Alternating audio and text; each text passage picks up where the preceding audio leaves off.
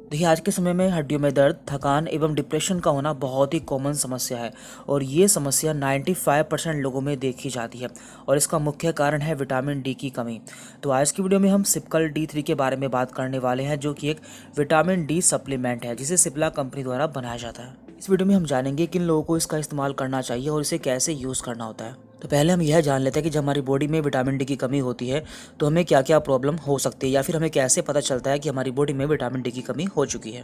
देखिए, स्टार्टिंग में जब हमारी बॉडी में विटामिन डी की कमी होती है तो हमें पता नहीं चलता है, क्योंकि स्टार्टिंग में हमें इसके कोई साइन एंड सिम्टम्स देखने को नहीं मिलते हैं। लेकिन जैसे जैसे इसकी कमी बढ़ती जाती है तो हमें इसके साइन एंड सिम्टम देखने को मिलते हैं और उसका पहला सिम्टम है हाइपर पैराथायरॉयडिज्म। तो ये क्या होता है? देखिए, हमारी बॉडी में एक हार्मोन पाया जाता है जिसका नाम है पैराथार्मोन। इसका काम क्या होता है? ये हमारी हड्डियों से कैल्शियम को निकालकर हमारे ब्लड में बढ़ाता है, यानी कि हमारी हड्डियों में कैल्शियम को कम कर देता है।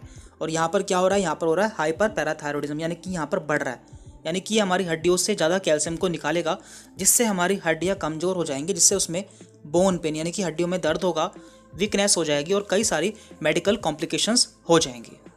तो हम जान लेते हैं कि हमारी हड्डियों में क्या क्या प्रॉब्लम हो सकती है। तो यहाँ पर पहली प्रॉब्लम है ओस्टियोमलेशिया। इसमें क्या होता है? इसमें हमारी जो हड्डी होती हैं वो काफ़ी सॉफ्ट हो जाती हैं और वो जल्दी से टूट सकती हैं और ये कंडीशन बच्चों और बड़ों दोनों में देखने को मिल सकती है। इसके बाद यहाँ पर है रिकेट्स।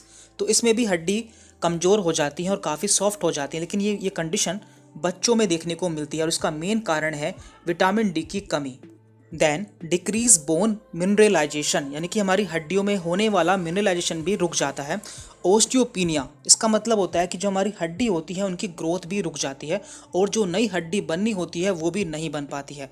ओस्टियोपोरोसिस, यानी कि जो हमारी हड्डी होती है वो काफ़ी वीक हो जाती हैं और उनकी डेंसिटी भी कम हो जाती है। तो आपको ये सभी प्रॉब्लम हो सकती है। इसके अलावा इंक्रीज रिस्क ऑफ फ्रैक्चर, यानी कि जो आपके फ्रैक्चर्स होने की कंडीशन है वो भी बढ़ जाती है। आपको जल्दी जल्दी फ्रैक्चर्स भी हो सकते हैं यदि आपके अंदर विटामिन डी की कमी रहती है तो। और यदि हमारी बॉडी में विटामिन डी बहुत ज़्यादा कम हो जाता है तो हमारी इम्यूनिटी भी वीक हो जाती है, जिससे हमें कई सारी मेडिकल कंडीशन हो सकती है, जैसे कि हमें एक्यूट रेस्पिरेटरी ट्रैक्ट इन्फेक्शन हो सकते हैं। इसके अलावा tuberculosis, influenza and bacterial vaginosis भी हो सकता है। यदि बच्चों में विटामिन डी की कमी रहती है तो उनमें डेवलपमेंटल डिले, यानी कि उनकी जो ग्रोथ होती है वो रुक जाती है या फिर देरी से होती है। लेथर्जी एंड इरिटेबिलिटी, यानी कि बच्चा काफ़ी चिड़चिड़ा रहता है। इसके अलावा जिनमें विटामिन डी की कमी होती है उनमें कई सारे साइन और देखने को मिलते हैं, जैसे कि मूड चेंजेस, यानी कि इनमें इनके मूड लगातार चेंज होता रहता है, जैसे कि कभी वो खुश हो जाते हैं, कभी दुखी और कभी गुस्सा हो जाते हैं। बोन लॉस, यानी कि उनकी हड्डियों में कैल्शियम की कमी हो जाती है। मसल क्रैम्प्स, लगातार मसल्स में क्रैम्प्स आते हैं। बोन एंड जॉइंट पेन, उनकी हड्डियों में और उनके जोड़ में दर्द रहता है, खासकर पिछले हिस्से में। इसके अलावा फैटिग, यानी कि काफ़ी थकान भी रह सकती है।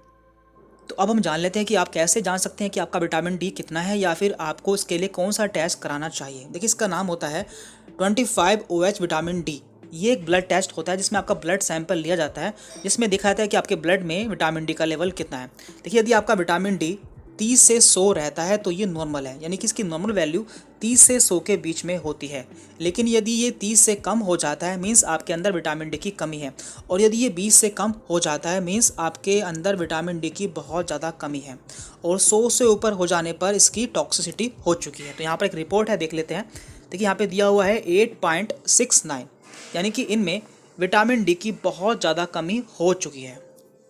अब हम जान लेते हैं कि विटामिन डी की कमी को पूरा करने के लिए क्या ट्रीटमेंट दिया जाता है। देखिए, ये एज एंड रिस्क फैक्टर पर डिपेंड करता है कि पेशेंट में इसकी कितनी कमी है। यदि पेशेंट में इसकी हल्की फुल्की कमी रहती है तो आप उसे डाइट से पूरा कर सकते हैं, लेकिन ज़्यादा कमी रहती है तो हमें सप्लीमेंट दिया जाता है। तो यदि किसी पेशेंट में इसकी थोड़ी कमी रहती है तो उस कंडीशन में 1000 से 2000 IU पर डे दिया जाता है। तो IU क्या होता है? ये विटामिन डी की यूनिट होती है, तो इतनी मात्रा में दिया जाता है। और यदि पेशेंट में विटामिन डी की बहुत ज़्यादा कमी रहती है तो उसे 6000 पर डे विटामिन डी दिया जाता है 8 हफ्ते तक, जब तक कि उसका विटामिन डी 30 से ऊपर ना हो जाए। अब हम बात कर लेते हैं सिप्कल D3 के बारे में। देखिए, यदि आप आज विटामिन डी का टेस्ट कराते हैं तो 95% लोगों में विटामिन डी की कमी पाई जाती है, क्योंकि हमें सनलाइट सही से नहीं मिल पाती है। हमारी बॉडी में विटामिन डी कम हो जाने से कैल्शियम की भी कमी हो जाती है, जिससे हमारी हड्डियों में दर्द होता है और बाकी प्रॉब्लम भी हो सकती है। तो विटामिन डी की कमी को पूरा करने के लिए आप सिपकल D3 यूज़ कर सकते हैं, जो कि एक विटामिन डी सप्लीमेंट है। ये आपको ग्रेन्यूल्स या फिर पाउडर फॉर्म में मिल जाता है। आपको अपने अंदर विटामिन डी की कमी के हिसाब से इसका एक बार में 1/4 से लेकर 1 पाउच तक लेना होता है, या फिर आप डॉक्टर की सलाह के आधार पर इसे इस्तेमाल कर सकते हैं। आपको इसे दूध में या फिर पानी में मिलाकर खाना खाने के साथ में लेना होता है, क्योंकि हमारी बॉडी में फैट के साथ जल्दी एब्जॉर्ब हो जाता है। तो इसमें आपको 60,000 यूनिट मिल जाती है, और इसे यूज़ करने से पहले आप अपना विटामिन डी का टेस्ट करा सकते हैं, या फिर डॉक्टर से मिलकर ये जान सकते हैं कि आप में जो प्रॉब्लम है वो विटामिन डी की कमी से ही है। और बात करें इसके प्राइस की, तो ये आपको 30 से 35 रुपये में एक पाउच मिल जाता है।